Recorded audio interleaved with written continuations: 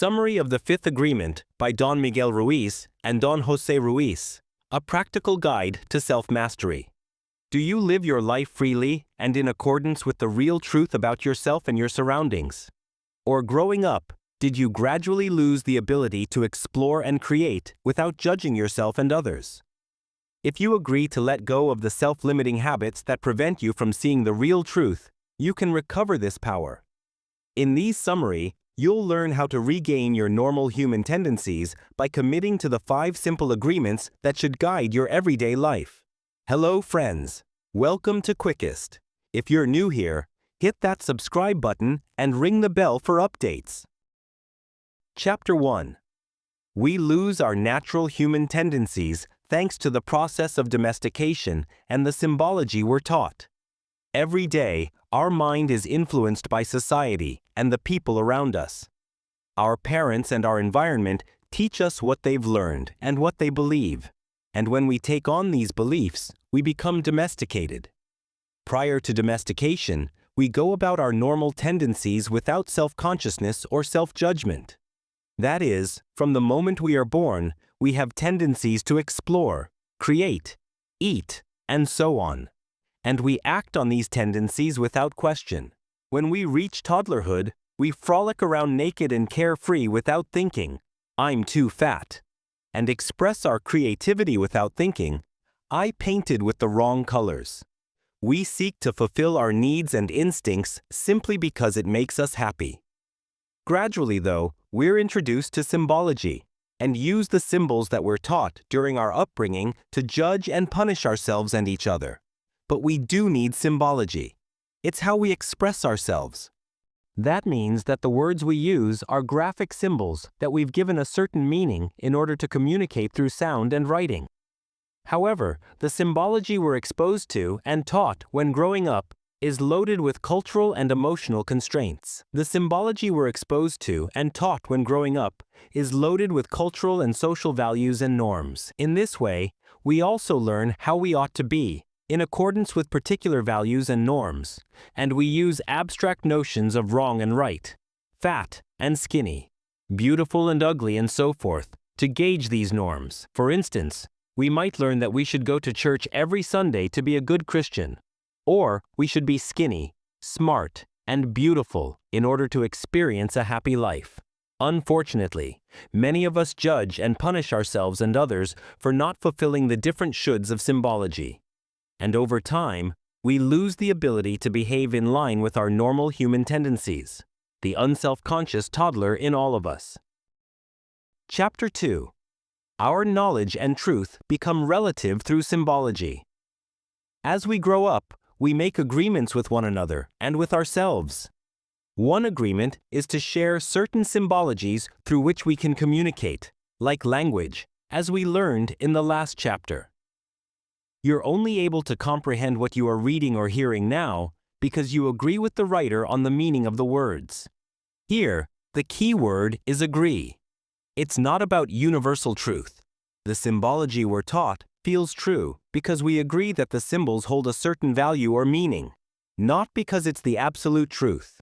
A tree, for instance, is true, but the word tree would have no meaning or value to a Chinese person who doesn't understand the English language. So if we don't agree on a particular symbology, we cannot extract meaning from it. Therefore, symbology is a relative truth rather than a real truth, since its meaning is solely dependent on people and context. Furthermore, as our wider knowledge is based on shared symbology, it can be understood as relative truth. When we perceive our environment and those around us as a whole, we can't understand the meaning of the words. This is called truth. When we perceive our environment and those around us, this world becomes our truth. And through the symbology that is passed on to us, we form entire belief systems about these objects and people, which becomes our knowledge.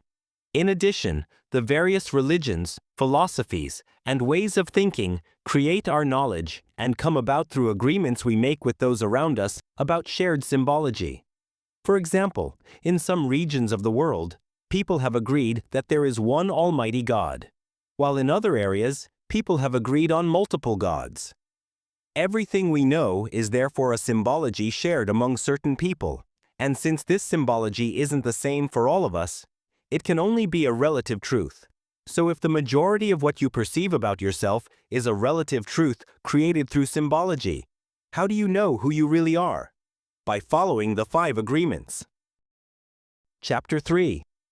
The first agreement. Be impeccable in your use of words.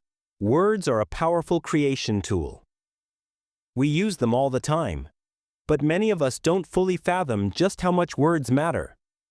When you use words charged with self-judgment and self-rejection, you're using words against yourself.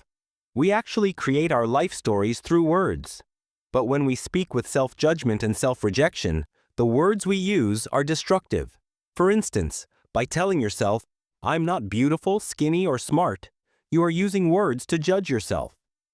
But what if you became aware of how you used words against yourself? You could replace these words and create a new and better story about yourself. You could even take it further, and by using words impeccably, narrate a beautiful story about yourself that brings you joy. Using words impeccably means using them to your benefit, and not contaminating the story of your life with destructive self-judgments. If you can train yourself to do this, your fears of being judged or rejected will fade, because you'll know they're just symbology relating to norms, and that symbology is only relative truth. So the next time someone uses the word against you, or when you use the word against yourself by talking about your inadequacies, you'll be able to pinpoint and see beyond the symbology, and perceive the negativity as mere words. Eventually, when fear of rejection and judgment dissipates, the desires and intentions in your life will unfold. Chapter 4. The second agreement. Stop taking everything personally. Remember a time when a family member or friend didn't understand your way of thinking and how hurt or angry you felt about it?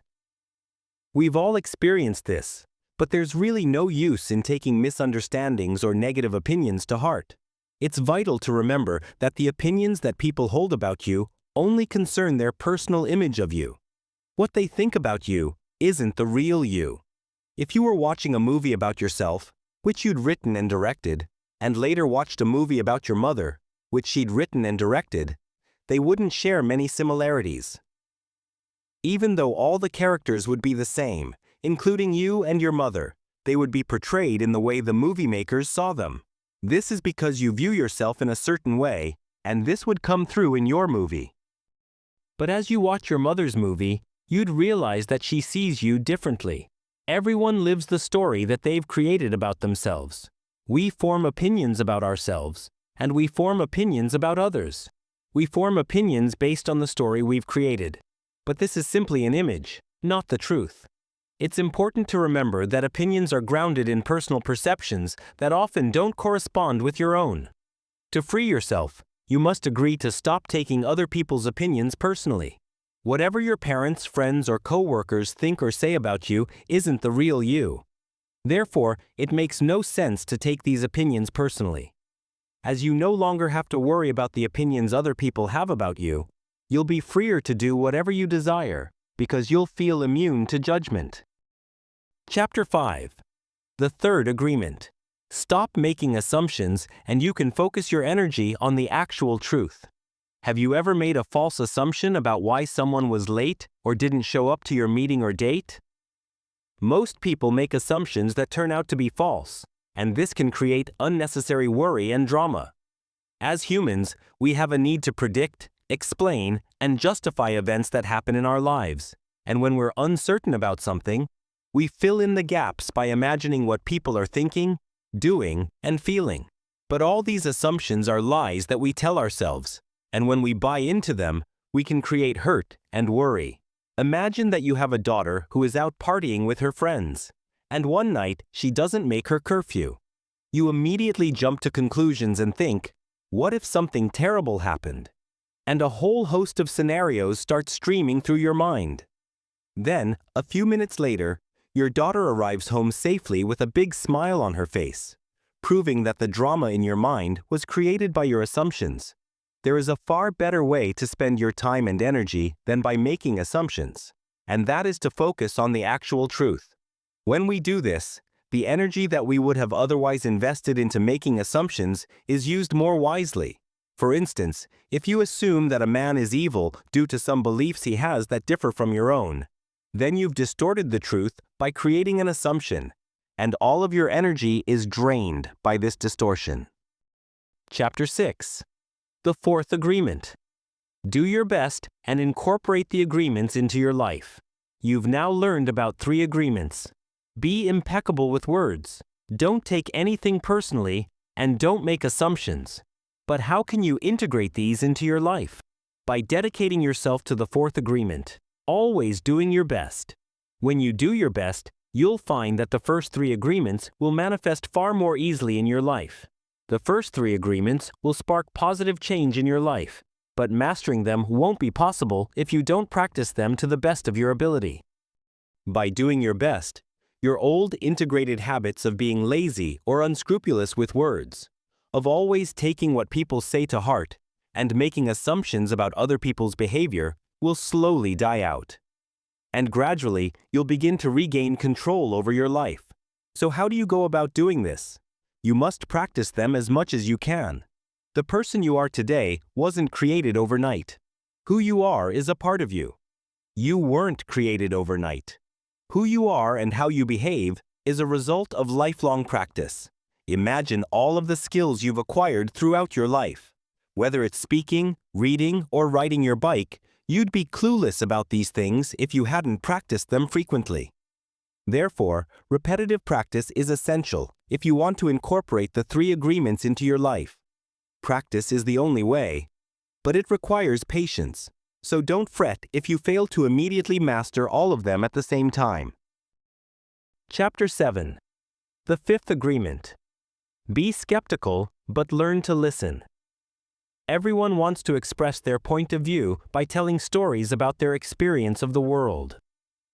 But how do you know which of the stories are true? By committing to the 5th agreement of being skeptical. To thoroughly explore what symbology people are using in their storytelling, you have to be skeptical of what is being communicated. This means agreeing with yourself to not naively buy into everything you hear and to look behind the symbols. When someone communicates a message to you, ask yourself if this is the real truth or the relative truth. By doing so, you'll become open to the truth that lies behind the symbols and words. For instance, when you hear a personal story, don't blindly agree with a person's point of view, but try to abstain from judgment also. Remember, though, that being skeptical isn't about discarding everything that everyone says. To fully understand what people are communicating, their intentions and their point of view, you also have to learn to listen. So listen to how they express symbols, while acknowledging that their point of view will be colored by their beliefs. By listening in this way, it's easier to choose how to react. For instance, you'll probably want to ignore someone who's telling you you're not smart enough or good-looking enough. By being a little skeptical, you'll be better able to discern that what they were communicating is only their relative truth and not a real truth that you have to react to. You just heard the 5th agreement by Don Miguel Ruiz and Don Jose Ruiz. Final summary and review. The key insight in the book is the 5 agreements framework. Be impeccable with the word. Don't take anything personally. Don't make assumptions. Always do your best. And be skeptical, but learn to listen. Apply them, and you'll be able to uncover who you really are and live an easier, happier life. Thanks for watching. If you found this summary helpful, please give it a thumbs up. Subscribe for more book summaries, and share in the comments which book you'd like us to cover next.